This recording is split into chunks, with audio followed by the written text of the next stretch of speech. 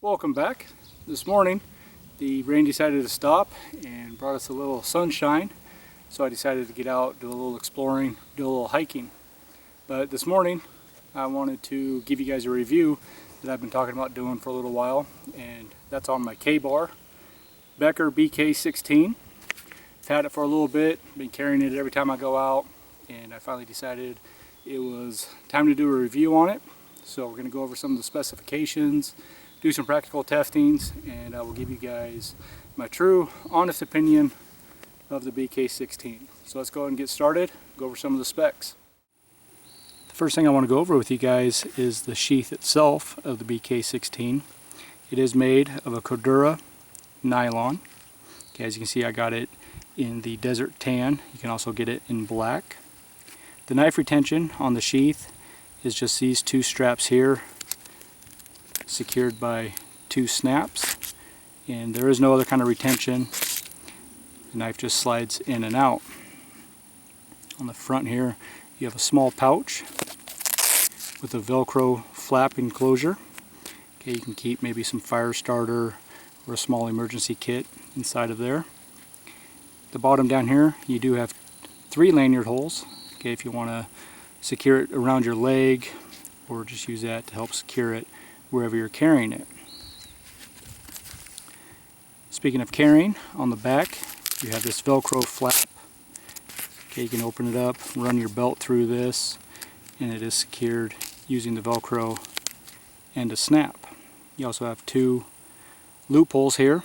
Okay, if you want to run a dangler, maybe make one yourself, or carry it off of a carabiner or something of that sort. There's also a couple places to run it through some molly webbing.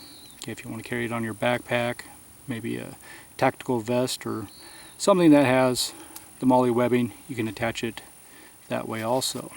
And then there is another small loop down here, again, if you want to secure it around your leg, or just another way to make your own securement to maybe a pack or something else. But that is the sheath for the BK-16, and we will go on and look at some of the specs of the knife. Moving on to the knife itself, as you can see, it's powder coated for a nice durable finish. Your handles are a Zytel plastic. Now this one actually comes with 2 sets, the tan that I have on there and also a black set. You just replace the handle using an Allen head. You remove those 3 screws and change out your handle. The blade thickness on this is 0.165 inches. Your blade is a drop point design, flat grind, and 4 3/8 inches. Your overall length is 9 1/4 inch. The steel is a 1095 Crovan steel. Okay, on the back here you have a pommel with a small lanyard hole. Up top you've got some jimping, give you some nice traction on your thumb. And as you can see, the handles are actually nice and contoured, give you a good comfortable grip.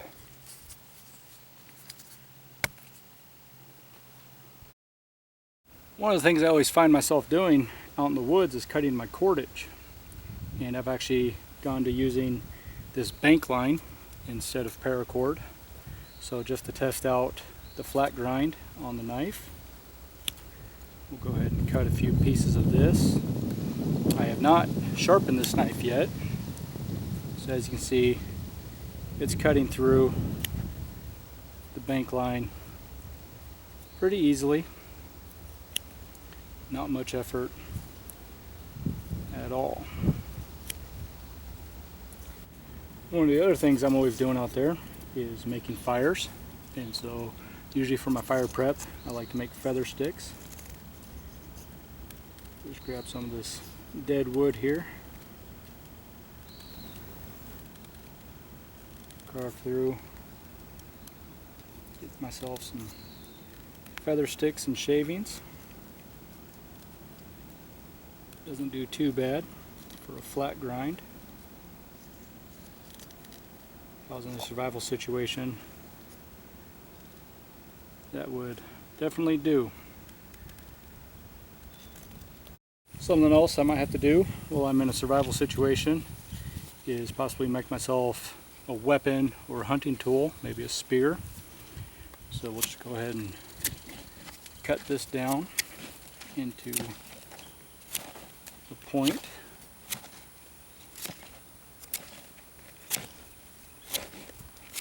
Again, without much effort at all, cutting through this green wood with minimal effort. So far, I'm definitely comfortable with the BK-16 being a survival knife, camping knife, hunting knife,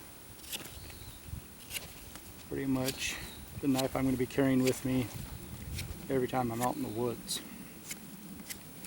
One other thing I might have to consider doing is cutting down some small trees to make a shelter or some bedding or something. So I just figured I'd come cut this little guy down and see how well the BK-16 does.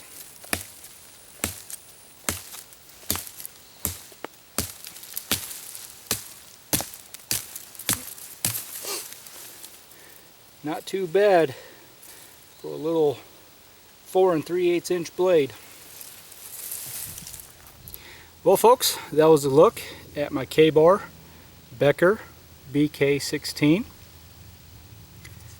Okay, if you want to check it out, one place to look is my buddy on eBay. You can look him up under Eric F 101501, and he actually did have the lowest price that I have found on eBay or any other retail store.